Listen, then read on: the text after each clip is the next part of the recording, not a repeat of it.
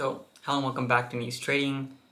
As you guys know, I'm kind of late on this topic and subject, but this week was crazy with the trading, and I just want to say for everyone who's in the stocks, you know what stocks I'm talking about, GME, AMC, all these other stocks.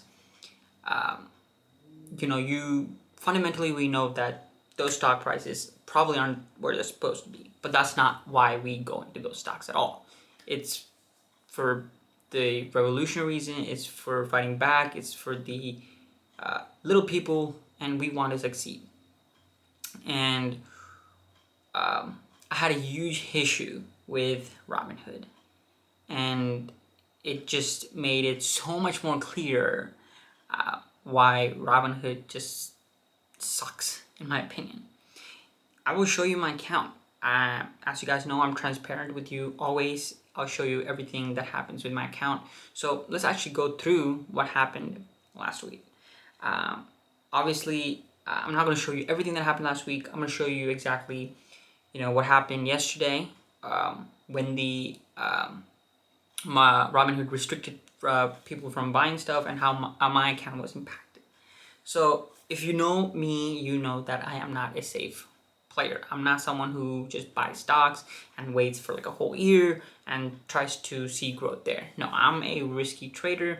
And even though this was pretty much a gamble, I knew I was either going to come off very happy or going to lose a lot of money.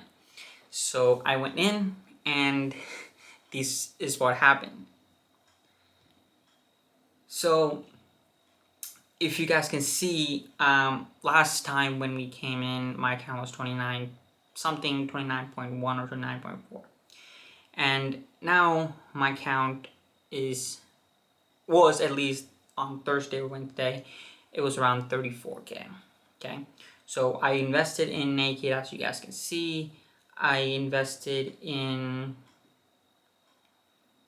GME. I just bought one share just to see how it goes. I had debit spreads on it as well, and then I also have invested in AMC. Okay, and if you know what happened, Robinhood restricted people from being able to buy any shares of GameStop, AMC, and other multiple stock like BlackBerry, Nokia, and all this other stuff. So what ended up happening was it drove the stock down drastically. And when that happened, big institutional funds and hedge funds, they pretty much bought it because they're the only ones who are able to go and buy it. And they kind of, I don't know how to say this, made sure to not be in a big loss because they could go back and purchase GME at a lower price so they can, kind of average down how much ever loss they are in. And Robinhood's CEO came out and said stuff. We'll just go quickly look into what he said. Bring in the CEO of Robinhood. Vlad Atenev is with us right now, and we appreciate you joining us on a day where there are so many questions. And as Melissa just said, there are, frankly, as you know, a lot of angry customers out there and a lot of questions about what took place and the decisions that you made to limit so many of your customers' ability to buy stocks like GameStop. Questions about whether you have a liquidity problem, whether you're trying to protect them from themselves, whether Citadel did this. Explain what happened today. Thank you for having me on the show again, Andrew. So what happened today was, as you pointed out, we had to make a very difficult decision. It's been a challenging day. We made the decision in the morning to limit the buying of about 13 securities on our platform. So to be clear, customers could still sell those securities if they had positions in them, and they could also trade in the thousands of other securities on our platform. So it was a difficult decision, and that's what we had to do as part of normal operations. But explain then, why did you do this? Did the SEC call you and tell you had to do this? Was there a problem inside the company in terms of liquidity, in terms of the amount of deposits that you had to put in front of the exchanges? What led to this? Sure, and let me explain exactly how this works. First of all, I want to address some of the misinformation that's been out there because there's a lot of it. We absolutely did not do this at the direction of any market maker or hedge fund or anyone we route to or other market participants. The reason we did it was because Robinhood is a brokerage firm. We have lots of financial requirements, including SEC net capital requirements and clearinghouse deposits. So that's money that we have to deposit at various clearinghouses. So some of these requirements fluctuate quite a bit based on volatility in the markets, and they can be substantial in the current environment where there's a lot of volatility and a lot of concentrated activity in these names that have been going viral on social media. So we're really in unprecedented times, and in order to protect the firm and protect our customers, we had to limit buying in these stocks. And to be absolutely clear, again, this wasn't. Go ahead. But it sounds to me, though, that you're suggesting that there was a liquidity problem inside the firm. And my question about that then raises all sorts of new questions about whether there's a systemic issue underneath the system and underneath the company unto itself. No, there was no liquidity problem. And to be clear, this was done preemptively. So that's what he said. And in my opinion, he really doesn't sound smart. I don't know if I'm saying this right. You need to understand CEOs, in my opinion, are what drive the company, what drive everything. And if you see the Webull CEO, if you saw the M1 Finance CEO, they were articulate in explaining what the issue was, how or why they couldn't allow people to trade in their platforms. So that enabled us to actually understand and cooperate with them. And Robinhood, on the other hand, it felt honestly like the CEO was given a script from his lawyers or attorneys, and he just had to read that. And he really did not do a good job in articulating why they really didn't allow for us to pretty much buy these stocks. He says he pretty much contradicts himself, saying that we don't have liquidity problems, but if you don't have liquidity problems, why can we not really trade, right? And it's very hilarious because I found this meme. I think you should look at it. It says, this is I think on Twitter somewhere. I found it says Robinhood, our mission. Robinhood's mission is to protect the billionaires. We believe that only a few should have access to the financial markets, so we block regular flows from participating. I mean, that's literally how I felt.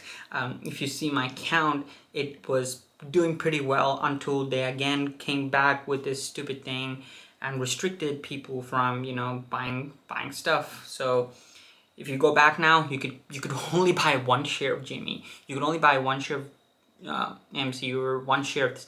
They're restricting so much. And if you don't know what market manipulation is, that is market manipulation. Anyway, guys, I'm not too upset by this news. I knew that I was gonna get either burned out or I was gonna lose a lot of money or make a lot of money, and it ended up not being too bad because this week I really didn't make or lose that much money. Last week I was at 29.4, and if you see this week it was around 29.377. So had these stocks been available to buy and everything went well, my account could have hit 40K today. No joke. I did the calculations, and with the debit spreads I had, with all the other things that I had in AMC, GME, Nokia, BlackBerry, I would have hit 40K. But unfortunately, it didn't happen. But that is the risk I had to take, and I took those risks, okay? Now, that is how my account is doing, and I just wanted to get that off my chest. And yeah, it's a crazy week for sure. And if you guys are holding on to these stocks and you think that there's something going to happen, then go ahead, all good to you. In my opinion, I'm actually still holding on to my AMC contracts, still holding on to my AMC stocks, naked stocks. So I still think that it might have a room to grow. And the other thing that we've all been seeing in the news, all we've been seeing is, yes, Dogecoin. So luckily enough, I do have few Dogecoins, and let's see how that goes. But yeah, that's how this week went. Nothing really, I guess, happened.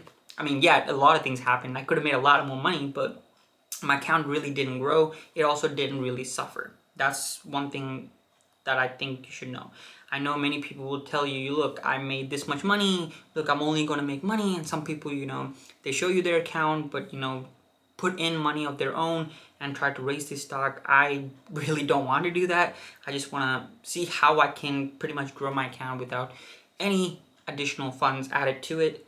And I'm showing you guys every week how I'm doing. So yeah, that's how this week went. And I'll catch you guys next week. And I should be uploading a few more educational videos coming in soon. So I really appreciate you guys watching, and I'll see you guys later. Bye.